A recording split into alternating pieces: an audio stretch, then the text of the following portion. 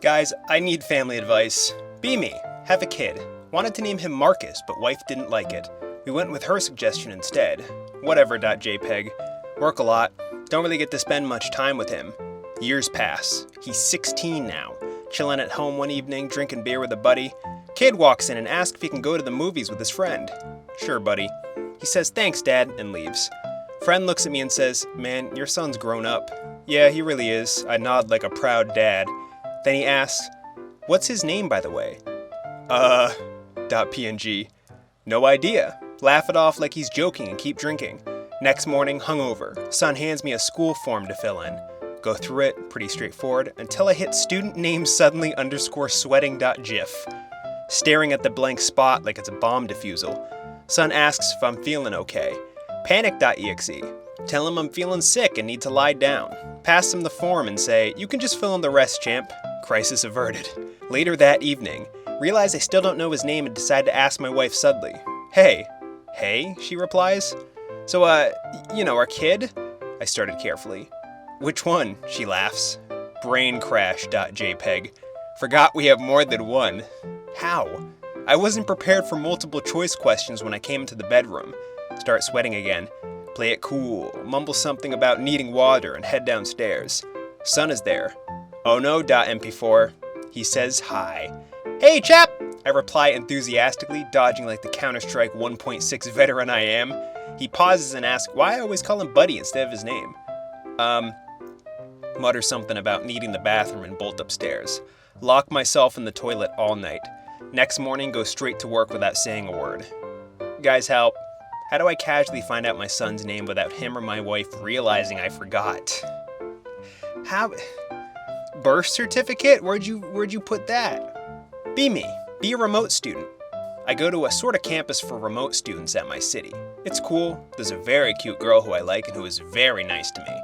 There's a weird leftist girl who randomly spits enough words in the middle of her sentences to flex even though her English is broken AF. There's a furry. She talked to me about her furry game, and then I went to buy lunch and brought it back, and she came to sit with me and is talking about her Pokemon Go experience. And he is trans! Where are you cool, nice girls? Please come back. Somebody replied, no, go back to your den, weirdo. Sounds like the beginning of a very beautiful and memorable friendship. With a picture of an angry guy with a shirt on that says billions must die, and a furry holding his hand saying, and kiss boys. Christmas was better as a kid. Be me. Parents are NPD. Be raised primarily by the silent generation. Be taught you don't own anything if you make payments on it. Become paranoid Great Depression 2, Electric Boogaloo is coming. Become workaholic after high school. Take jobs that allow me to live for free on-site. Save money, pay for vehicle and modest house and cash. Owe no debt. Fast forward to Xmas time. Things slow down. I can hear myself think again after years of being loud, fast-paced work environment. I can hear myself think again. I can hear myself think again, etc., etc. Develop nostalgia at the age of 27. Reflect on Xmas past. Remember how NPD mom ruined her marriage to my stepdad to chase Nepo babies with yachts. Miss my stepdad and step-siblings. Things are too broken to fix there. Watch a VHS tape on YouTube of a broadcast me and step-siblings watched together as kids. Remember all the marriages NPD dad had. Miss all of my step-family. All the old folk who actually raised me are either dead, senile, or too old to go out or hear their phones ring. Become lonely. Try to make friends with neighbors, but I can't relate to their quality of life struggles. Try making friends when I go out. Cannot relate to their struggles. Cry all December.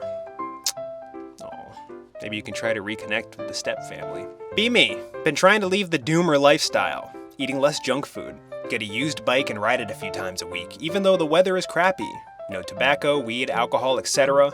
Couple moves into upstairs apartments. He's a low-key Chad. Has a cool car, seems to have a good income, really nice guy too. Instead of getting jealous, let him be kind of like an inspiration to better myself. The girlfriend is a hottie with some nice booba. Hear them up there doing it all the time. See the moving fan about 3 months later. Think maybe they were getting a house together. Turns out the sex I was hearing in the afternoons was her cheating with her ex. Assumed it was just the boyfriend coming home on his lunch break. If this is the fate of Chad, what chance do I have? Somebody replied, 0, absolutely 0. Now go jerk off to poop like a loser. Why share these stories on 4Chan if they're just gonna poop on you? How I mind break my female roommate. Be me, 20 male, have a female roommate that I dislike. Why, you may ask? Doesn't wash dishes, doesn't clean after herself. She moved in when she was 17 and looks to be spoiled. Leaves menstrual pads piled up on the toilet bin and never throws them away. Ugh. Be completely cold to her, never interact with her. Tell landlord what she is doing. Other roommate dislikes her too. Start tracking her cycle. Every time she is ovulating, do the following. Invite girlfriend home, make sure roommate is there. With girlfriend intensely for 1 hour plus multiple condoms used. Make sure she is leaning toward my roommate's thin wall and bumps into it a couple times. She moans very loudly. We finish. Take a break to study or go for a walk or shower. Come home. Again. Girlfriend is like 5'10", that roommate is a 4'11" international student, so when they pass by each other, it's hilarious. Ugh. Notice roommate being a lot more demure and cleaning more ever since this started happening. No, she is a femcel weirdo because of the shoujo anime VN posters in her room. I think I have developed this fetish out of nowhere that leans on exhibitionism, and I'm happy my girlfriend, who I met here by the way, is mentally ill enough to enjoy it, to SO it. I know it makes me seethe super hard when upstairs neighbors are having sex, and being able to transfer this disturbance to another person is surreal and funny. Which of the two is it? Be me, 25-year-old aromantic virgin. Have been wanting sex my entire life. Suddenly encounter a thread about real-life casual sex. It all sounds very underwhelming. Watch your breathing as to not finish too fast, perhaps try and make her finish before you start, starfish position, cleaning up afterward, etc.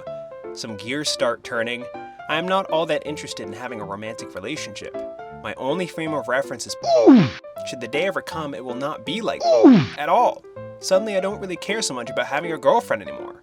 Have I reached enlightenment? Or is this another level cope? People replied.